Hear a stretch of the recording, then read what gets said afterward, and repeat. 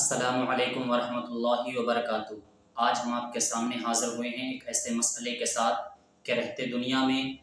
دنیا میں اگر کوئی شخص کسی کو تکلیف دیتا ہے، کسی کو بیجا پریشان کرتا ہے، کسی کا حق مارتا ہے تو شریعت اسلامیہ میں اس کو ناپسند کیا گیا ہے۔ شریعت اسلامیہ میں اس سے منع کیا گیا ہے، کیونکہ اگر آج دنیا میں کوئی انسان کسی کو تکلیف دے گا، کسی کو پریشان کرے گا، کسی کا حق مارے گا تو آج ہو سکتا ہے وہ بچ جائے، لیکن کل جب میدان محشر کا قائم ہوگا تو ہر شخص کو اللہ تبارک و تعالی انصاف دے گا، اور ہر شخص کا جس نے حق مارا ہے اس کو اس حق کو واپس کیا جائے گا۔ دیکھیے، اگر اس بات کو سمجھنا ہے تو سب سے اچھی مثال نبی پاک علیہ الصلوۃ والسلام کی زندگی سے سمجھیے۔ ایک حدیث پاک کا مفہوم ہے کہ نبی پاک علیہ الصلوۃ والسلام کہ جب آخری زندگی کے ایام چل رہے تھے، یعنی ظاہری زندگی کے جب آخری ایام چل رہے تھے، جب قرآن کی آخری آیت نازل ہو چکی تھی، یعنی الیوم اکملت لکم ورضیت لکم الاسلام دینا، یعنی آج میں نے تمہارا دین مکمل کر دیا ہے اور اپنی نعمتوں کو تم پر مکمل کر دیا ہے، اور میں راضی ہوں اس بات میں کہ میں تمہارے لیے دین اسلام کو پسند کرتا ہوں۔ دیکھیے، جب یہ آیت کریمہ نازل ہوئی اس کے بعد آپ علیہ الصلوۃ والسلام کے جب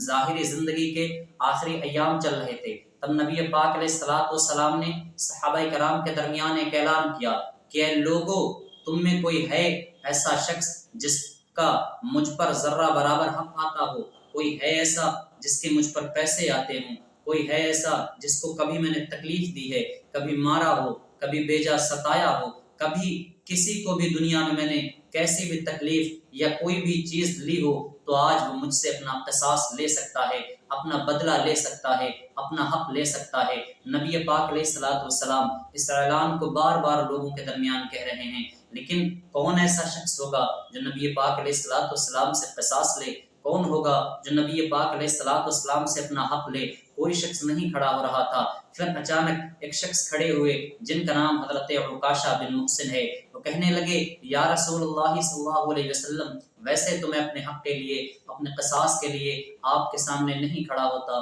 لیکن آپ یہ بار بار اعلان کر رہے ہیں، اسی لیے میں کھڑا ہو گیا۔ ایک مرتبہ میری اونٹنی آپ کی اونٹنی کے بالکل قریب تھی اور اچانک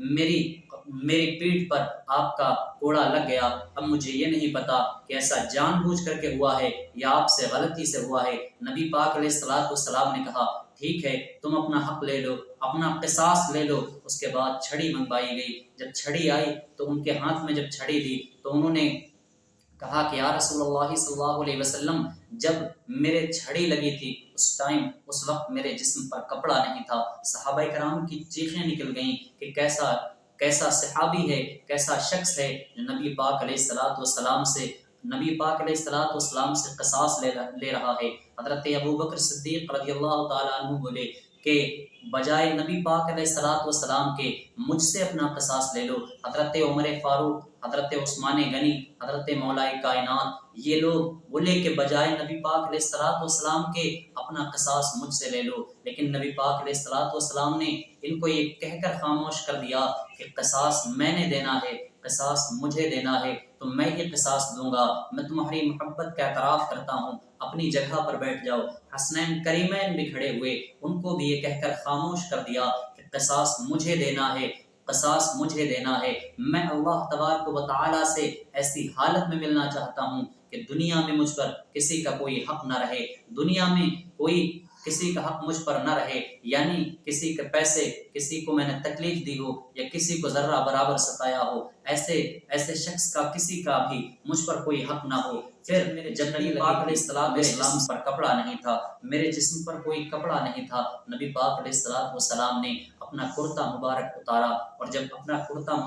مبارک اتارا تو جب جیسے ہی آپ کا جسد اطہر کو دیکھا، آپ کے جیسے ہی جسم مبارک کو دیکھا تو کوڑے کو پھینک دیا اور کہا کہ بھلا کون وہ شخص ہوگا جو نبی پاک علیہ الصلوۃ والسلام سے قصاص لے، نبی پاک علیہ الصلوۃ والسلام سے اپنا بدلہ لے؟ میں تو یہ چاہتا تھا کہ اللہ تبارک و تعالیٰ، میں تو یہ چاہتا تھا کہ آپ کے جسد اطہر سے، آپ کے جسم مبارک سے میں اپنے ہونٹوں کو مس کر دوں، ہونٹوں کو ٹچ کر دوں، تاکہ جہنم کی آگ سے میں بچ جاؤں۔ اور پھر اس کے بعد آپ نے اپنے ہونٹوں سے نبی پاک علیہ الصلوۃ والسلام کے جسم مبارک پر بوسہ دیا۔ نبی پاک علیہ الصلوۃ والسلام کو حضرت उकाशा बिन मोहसिन की अदा, उनका ये इश्क इतना पसंद आया कि नबी पाक अलैहिस्सलाम ने सहाबाए कराम के दरमियान में कहा कि ऐ लोगो, तुम्हें अगर किसी जन्नती सहाबी को देखना हो, किसी दुनिया में चलते फिरते जन्नती को देखना हो, तो हजरत उकाशा बिन मोहसिन को देख लो। हम और आपको नाज करना चाहिए अपने नबी की आजमत पर,